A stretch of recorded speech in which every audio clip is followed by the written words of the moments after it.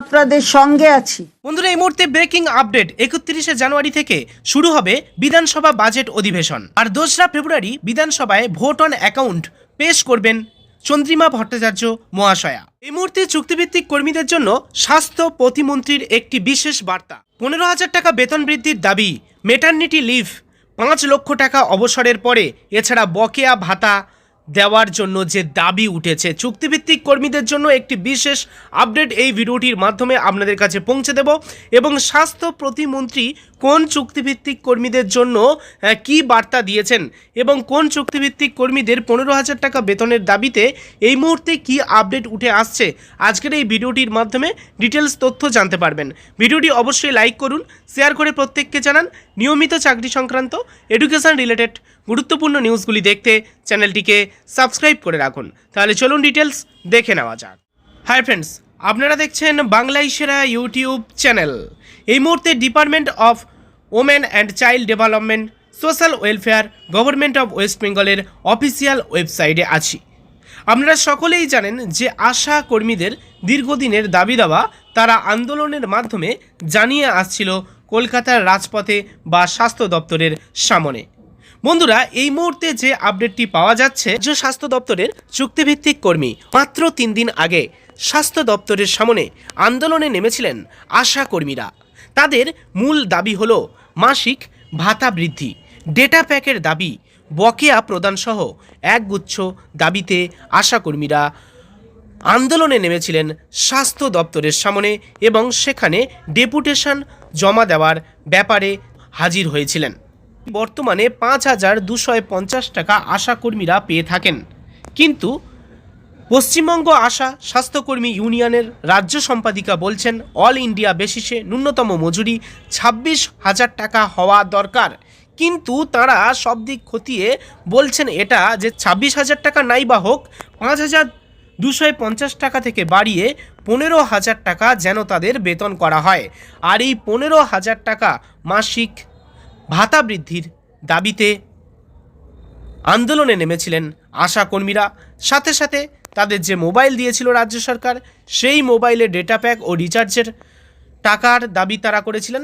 এছাড়া তারা দাবি করেছিলেন তাদের যে বকেয়া পাওনা আছে সেই টাকা একসাথে দিয়ে দেওয়ার। এই রকম একগুচ্ছ দাবিতে আশাকর্মী অর্থাৎ স্বাস্থ্য দপ্তরের চুক্তিভিত্তিক কর্মীরা স্বাস্থ্য দপ্তরের সামনে আন্দোলনে নেমেছিলেন। আর এই 15,000 টাকা বেতনের ন্যূনতম দামি, সরকারি স্বাস্থ্যকর্মীর স্বীকৃতি, কর্তব্যরত অবস্থায় মারা যাওয়ার পরে 5 লক্ষ টাকা যেন তাদের পরিবারকে দেওয়া হয়, এছাড়া বকেয়া ভাতা মিটিয়ে দেওয়ার এই যে দাবি করা হয়েছিল রাজ্য জুড়ে আশাকর্মীদের পক্ষ থেকে, সেই দাবি মিটবে কি? এই নতুন রাজ্য বাজেটে তাদের কি 15,000 টাকা বেতন বৃদ্ধি করা হবে? যদি বৃদ্ধি করা হয় কত বৃদ্ধি হতে পারে এবং এই সব দাবি দেওয়া আদৌ বৃদ্ধি হবে কি? আশাকর্মীদের বেতন কি বৃদ্ধি হবে? রাজ্য বাজেটে কি হতে পারে? আপনাদের কাছে ডিটেলসে সেই তথ্য আমি আমার ধারণা অনুযায়ী পৌঁছে দেব। তবে তার আগে রাজ্যর যিনি অর্থমন্ত্রী তিনি কি বলছেন সেই বক্তব্যটা শুনে নিন। আপনাদের সঙ্গে আছি, কিন্তু যদি রাজনৈতিকভাবে কেউ আপনাদের ব্যবহার করতে চায় সেই ফাঁদে পা দেবেন না। রাজনৈতিক স্বার্থ চরিতার্থ করার জন্য আমরা শুনেছি আপনারা হয়তো তাদের কিছু চাঁদাও দেন। চাঁদা দিতেই পারেন, আপনার ইচ্ছে আপনি করবেন, গণতন্ত্রে বাধা নেই, নিশ্চয়ই করবেন। কিন্তু এই যে ব্যবহার করা আপনাদের নিয়ে নিজেদের স্বার্থ চরিতার্থ করবার জন্য, এত কিছু পাওয়ার পরেও, সরকার দেবার পরেও সরকারের বিরুদ্ধে আওয়াজ তোলা, এই ফাঁদে পা দেওয়াবেন না। আমরা সতর্ক করতে চাই যারা এদেরকে এইভাবে আপনারা ব্যবহার করতে চান। অর্থাৎ এই আন্দোলনটাকে চন্দ্রিমা ভট্টাচার্য মহাশয়া বলছেন রাজনৈতিক। চন্দ্রিমা ভট্টাচার্য মহাশয়ের দাবি যে বাম আমলে 800 টাকা স্থায়ী সাম্মানিক দেওয়া হতো, 2013 সাল থেকে 2024 সালের মধ্যে 6 বার সেই সাম্মানিক বৃদ্ধি করে এখন 5,250 টাকা স্থায়ীভাবে পান আশাকর্মীরা। সেখানে মধ্যপ্রদেশে 4,000 টাকা, উত্তরপ্রদেশে 1,500 টাকা দেওয়া হয়, কিন্তু আমাদের এই পশ্চিমবঙ্গে আশাকর্মীদের দেওয়া হয় 5,250 টাকা। মধ্যপ্রদেশ ও উত্তরপ্রদেশের থেকে বেশি দেওয়া হয় এবং এই আন্দোলনটাকে রাজনৈতিক আন্দোলন বলে আখ্যায়িত করেছেন চন্দ্রিমা ভট্টাচার্য মহাশয়া। তিনি রাজনৈতিক বলে আখ্যায়িত করেছেন, এটা ঠিক আছে, কিন্তু তাদের দাবি দাবাগুলো চন্দ্রিমা ভট্টাচার্য মহাশয়ার কানে পৌঁছেছে। চন্দ্রিমা ভট্টাচার্য মহাশয়া এই বিষয়ে অবগত হয়েছেন, তার নলেজে আছে। তিনি যেমন একজন অর্থমন্ত্রী, তিনি 2রা ফেব্রুয়ারি রাজ্য বাজেট পেশ করতে চলেছেন, সাথে সাথে কিন্তু তিনি স্বাস্থ্য প্রতিমন্ত্রী।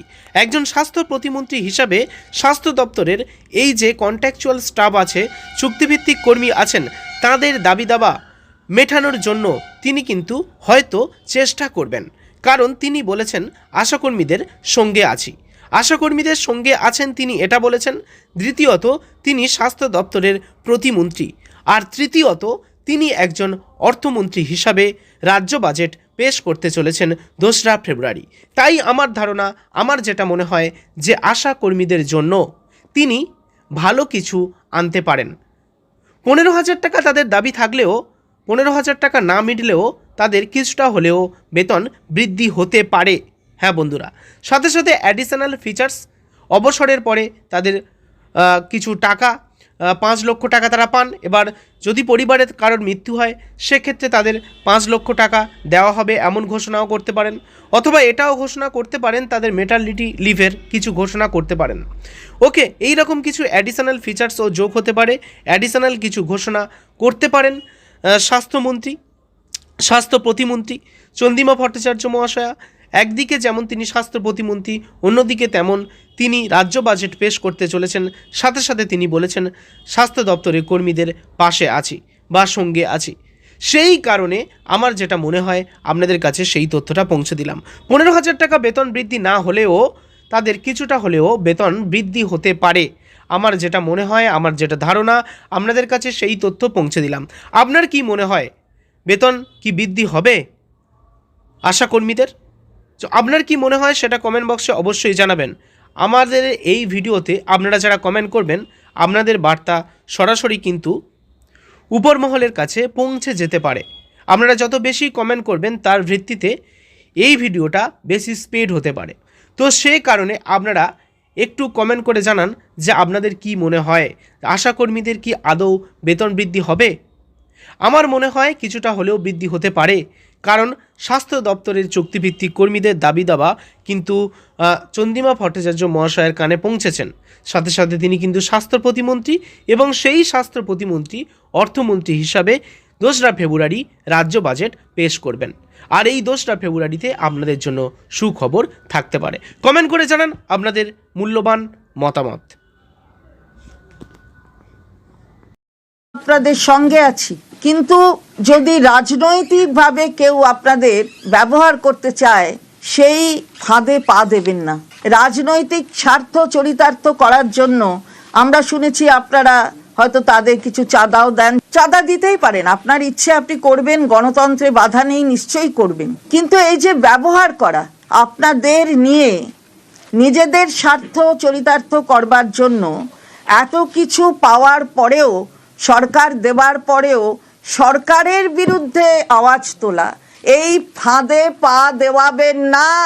আমরা সতর্ক করতে চাই যারা এদেরকে এইভাবে আপনারা ব্যবহার করতে চান।